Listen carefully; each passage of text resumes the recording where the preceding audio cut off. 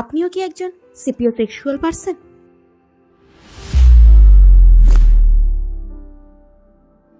অর্থাৎ আপনিও কি কারোর বুদ্ধিমত্তার প্রেমে পড়েছেন?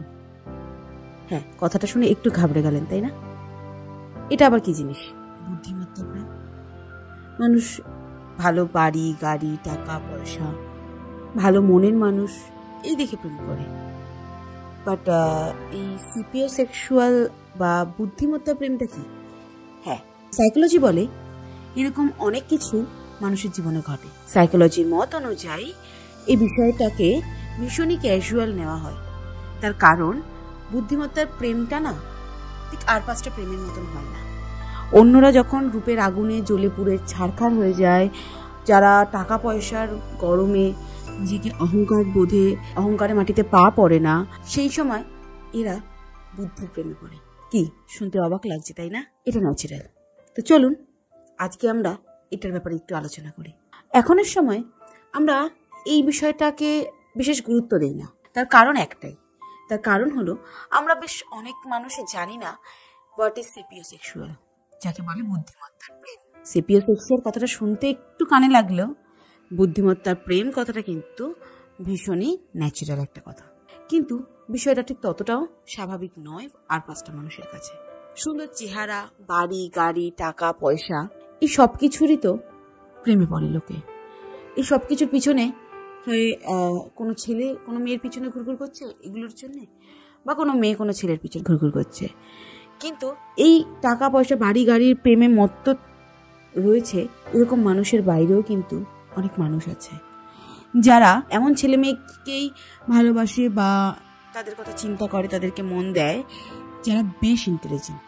বলতে গেলে ধরে নিতে পারো ক্লাসের সব থেকে ইন্টেলিজেন্ট ছেলে বা মেয়ে সে যদি তোমার সব থেকে পছন্দের মানুষ হয়ে থাকে, তাহলে কিন্তু তুমি একজন সেপিও। না, শুধু এটুকুই নয়, এটুকুই শেষ নয় এদের উদাহরণে।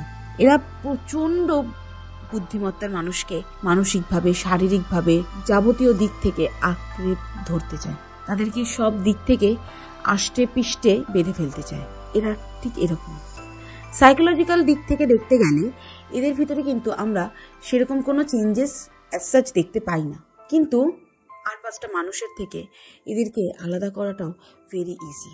হয়তো তোমরা তোমাদের মধ্যেও এরকম অনেককেই দেখেছো যারা এই সেপিওসেক্সুয়াল পারসন বা বুদ্ধিমত্তার প্রেমে হাবুডুবু খাওয়া পারসন। আমরা আমাদের ক্লাসরুমে অনেকেই দেখেছি যে ক্লাসরুমের যে ফার্স্ট বয়, মানে যারা একদম ফার্স্ট রোতে বসার মতন ছেলে বা মেয়ে, বা যারা একদম ভীষণই র্যাঙ্ক করা, তাদেরকে দেখতে, তাদের সবাইকে, আমি সবাইকে একদমই বলছি না, বাট তাদের মধ্যে দেখবে কিছু কিছু পার্সন আছে যাদেরকে দেখতে অতটাও সুন্দর হয় না, বা তারা একটু অগোছালো টাইপের হয়, একটু ক্যাবলাটে টাইপের হয়, কিন্তু পড়াশোনায় ভীষণ ভালো হয় এবং তারা কিন্তু ভীষণই ইন্টেলিজেন্ট হয়।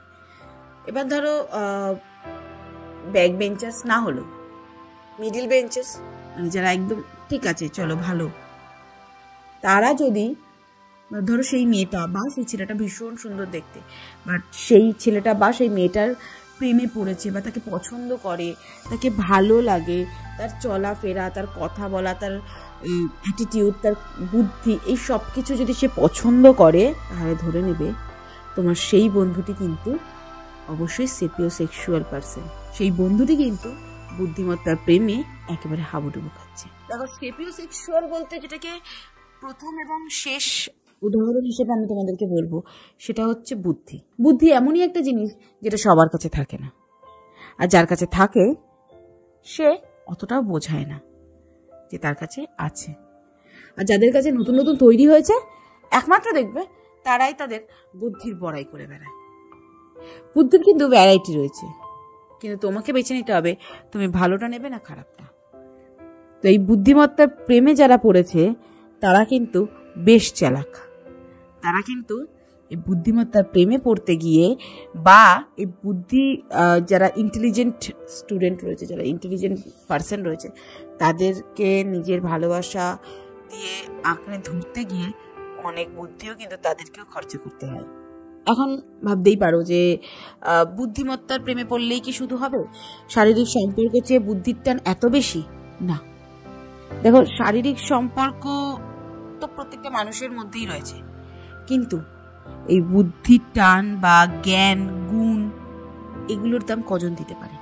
এদের দাম কিন্তু প্রত্যেকটা মানুষের মধ্যে থাকা বুদ্ধি জ্ঞান এই সব কিছুর দাম কিন্তু এই সেপিও সেক্সুয়াল পার্সনরাই দেয়, যারা বুদ্ধিমত্তা প্রেমে পড়ে। যে কোনো মানুষের কিন্তু শারীরিক চাহিদা রয়েছে, কিন্তু এই জ্ঞান বুদ্ধি এগুলোর দাম দিতে যারা পারে তারাই কিন্তু এদের ভালোবাসা পাওয়ার যোগ্য। এরাও অনেক যুক্তি ব্যাখ্যা, এরকম অনেক মানুষ আছে যারা অনেক রকম যুক্তি ব্যাখ্যা দিয়ে এই জিনিসটাকে ধামাচাপা করার চেষ্টা করেছে, কিন্তু আলটিমেট লাভের লাভ কিচ্ছু হয়নি। সেপিওরা কিন্তু যথেষ্ট শান্ত ও ভদ্র স্বভাবের হয়। সেপিওরা ইট মিনস যারা বুদ্ধিমত্তার প্রেমে নিজেকে বিলিয়ে দিয়েছে, তারা যথেষ্ট পরিমাণে শান্ত এবং ভদ্র মানসিকতার হয়।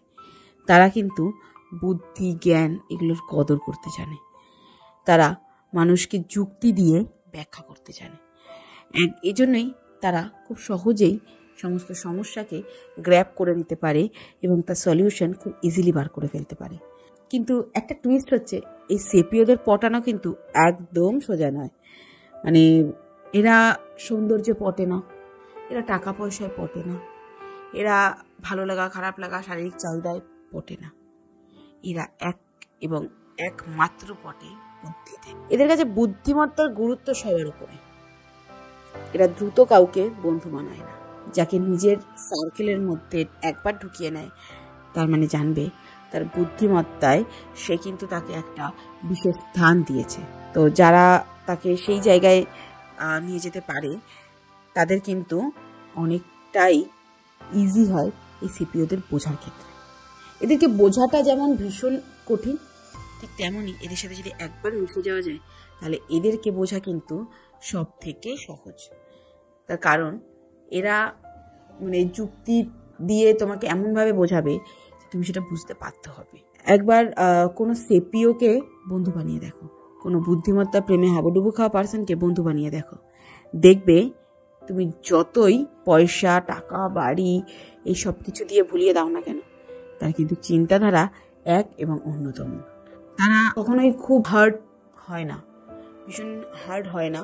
তারা ভীষণ নরম মনের মানুষ এবং তারাও চায় যাতে তাদের সাথে যারা বন্ধুত্ব করবে, যারা কথা বলবে, তারাও ভীষণ নরম মনেরই হোক। এই যে সেপিও সেক্সুয়াল সম্বন্ধে আজকে তোমাদেরকে বললাম, দেখো সেপিও সেক্সুয়াল এখনের সময় দাঁড়িয়ে বেশ অনেক অনেক জায়গায় এই জিনিসটা হচ্ছে। তো আজকে যেই মিনিংটা বোঝানোর চেষ্টা করলাম যে হোয়াট ইজ সেপিও সেক্সুয়াল, আপনিও কি সেপিও সেক্সুয়াল পারসন?